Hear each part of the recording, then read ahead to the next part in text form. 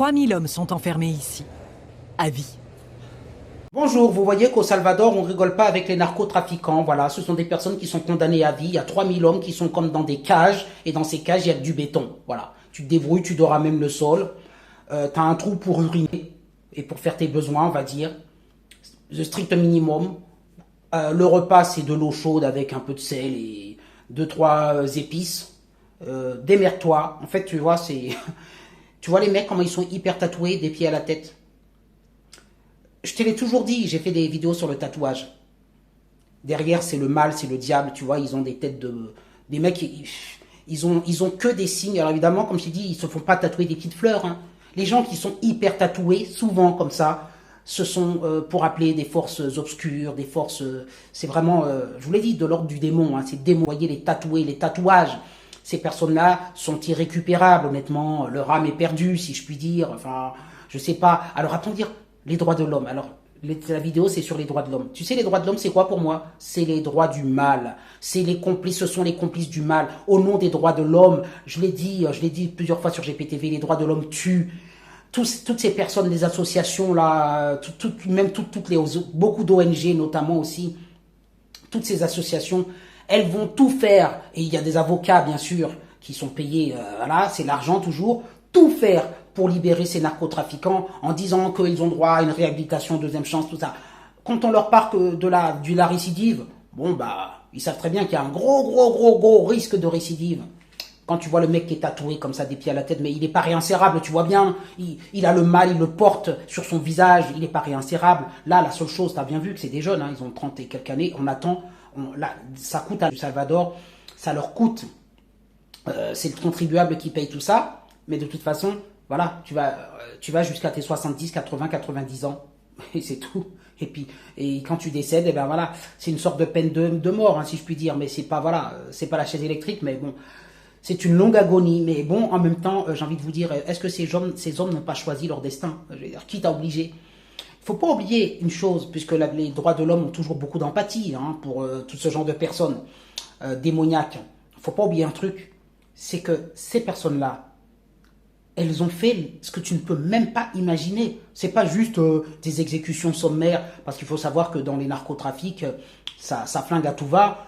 Bon, elles ont bien sûr commis de nombreux crimes, mais elles ont aussi torturé des gens. Elles ont, si je puis dire, ces personnes-là ont décimé des familles entières, ont commis, alors je vais vous dire un exemple comme ça, des V, pour un exemple, devant des enfants qui voyaient leur mère se faire machin, ils ont vu, ces hommes-là ont bien sûr, allez, je peux employer le mot, mais utiliser ce que vous savez pour pouvoir planter là où vous imaginez des choses voilà, de certaines personnes qui, voilà, ont fait des choses devant les enfants, des trucs, vous comprenez ou pas de quoi on parle? Du extrême mauvais.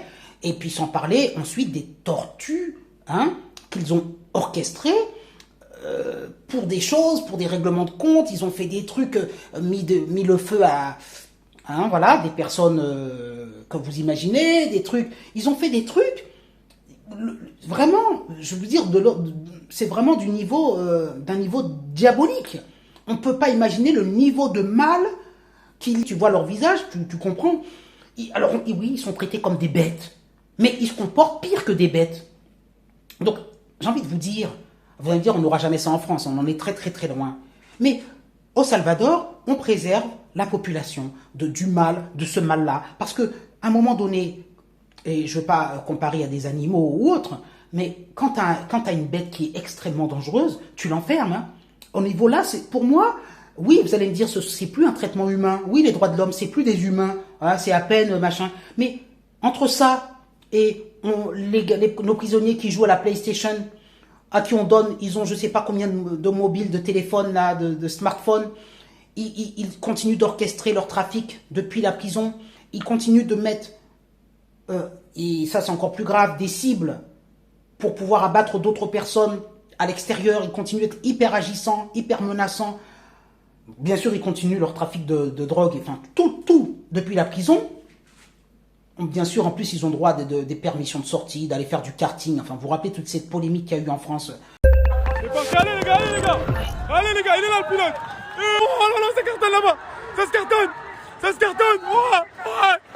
Ça cartonne. Pof, pof, pof. C'est chaud. C'est chaud. C'est chaud ce qui se passe. C'est chaud. Bombarde grâce. Oh, oh, oh. Oh. Les gars, ils sont chauds. C'est technique. C'est très malin ici. C'est très malin ici. C'est très malin ici. Mais... Top, c'est parti. Tirez, tirez. C'est chaud ici. C'est chaud ici. Sofiane, Sofiane, Sofiane, Sofiane. Ça tire là-bas. Ça tire là-bas. Ça tire. Ils ont droit de tellement de choses. Hein, la télé, Internet, ils ont droit à tout. La prison, c'est un truc. C'est une sorte de maison de repos. Enfin, je ne sais pas comment on peut l'appeler. Pour de grands narcotrafiquants. Est-ce que vous trouvez ça normal avec votre argent, hein, avec votre argent? Ben moi, je suis désolé, j'ai pas d'empathie, j'ai pas de pitié, j'ai pas de peine pour une personne qui a torturé, qui a fait des choses abominables à d'autres personnes et qui est possédé par le mal pour le mal. Eh bien, à un moment donné, le mal, tu l'enfermes. Voilà, si tu peux le mettre dans une boîte, ça me fait penser, tu sais, à ces films-là où on a été voir, j'en ai été voir 2-3, tu sais, des films un peu sur l'exorcisme et tout, enfin j'ai été voir 2-3 films comme ça, et il y avait un film, je me rappelle, où le malin, il est sorti d'une vieille boîte, tu sais, le genre d'histoire où un enfant a été dans une sorte de cave, et puis le mal était dans cette boîte depuis des siècles et des siècles, parce qu'il y a eu une sorte de truc qui s'est passé il y a en telle année, enfin bon, tu connais le genre de truc de scénario, et puis t'as un petit enfant innocent qui vient et qui trouve la boîte très jolie, évidemment elle est jolie, elle est faite pour ça, et puis qui sort la boîte, et parce il a des poussières, il la nettoie, et puis il l'ouvre, oh mon Dieu, il ouvre la boîte, il fallait pas ouvrir la boîte. Ah ben c'est ça aujourd'hui, on les a mis dans une boîte, on a enfermé le mal dans une boîte, faut pas l'ouvrir, plus jamais, faut pas l'ouvrir. Ces gars-là, ils restent jusqu'à leur dernier jour, on les nourrit, on leur donne le minimum. Alors évidemment, ils maigrissent, ils perdent des kilos parce qu'on leur donne des soupes, je t'ai dit, il y a un peu d'eau, il y a 2-3 patates dedans, et avec un peu de sel. Et démerde-toi, il n'y a pas de viande, il n'y a pas de protéines, il n'y a rien. Et tu dors à même le sol, donc ils sont tout affaiblis, là, ils sont comme des zombies. Ils ont le temps de méditer sur le mal qu'ils sont. Mais il faut pas oublier, c'est une bête blessée qui dort. Parce que les gens croient toujours à la réhabilitation. C'est ça le problème des droits de l'homme et de toutes ces associations, croient toujours que quand une personne elle va être capable, quand elle est possédée comme ça par le mal, capable à un moment donné parce qu'elle aura été punie, de faire un exercice de réflexion, d'autocritique, et que ces gars-là soient capables, parce qu'à un moment donné on les a nourris faiblement, parce qu'à un moment donné ils se disent mais mon Dieu, peut-être j'aurais jamais dû faire ça, ah là là, mais je vais devenir une bonne personne. Ils espèrent toujours qu'à un moment donné je vais me détatouer le visage, ouais, d'accord, on peut toujours l'espérer, sauf que c'est au prix, hein, de mettre tout le monde en danger quand tu les fais sortir et que soi-disant que tu les réhabilites. Ces grands narcotrafiquants, tu les réhabilites, il y a toujours un énorme risque que tu fais encourir. N'oublie pas une chose, le narcotrafiquant, il a fait son choix, personne ne l'a obligé à aller là-dedans. Alors, on va pas me sortir, oui, mais il a eu une enfance difficile. Non, non, non, il y a beaucoup de gens qui ont eu des enfances très, très difficiles. Et ils ne choisissent pas le narcotrafic ni la criminalité la grande organisation criminelle qu'est la mafia et tout ça, et te torturer des gens. Ils ne choisissent pas ça, d'accord? Donc tu as fait ton choix, tu vas l'assumer jusqu'à la fin de ta vie sur Terre, voilà.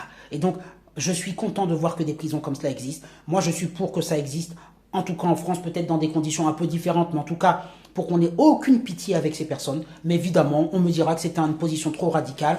Les fameux droits de l'homme sont, pour moi, les complices du mal. Parce que c'est toujours le droit des coupables, mais il n'y a jamais le droit des victimes. Ah, les victimes, elles, quand elles sont victimes du narcotrafic et de toute cette bande de malsains, de malades, eh bien, on leur dit on fait des marches blanches, on dit désolé, nos condoléances, voilà. Eux n'ont aucun droit, hein. Donc non, moi je suis pour le droit des innocents, des victimes, et le droit des narcotrafiquants, j'en ai rien à cirer, je vous le dis honnêtement. Je ne sais pas si vous êtes d'accord avec moi, mais mettez le pouce en l'air si c'est le cas.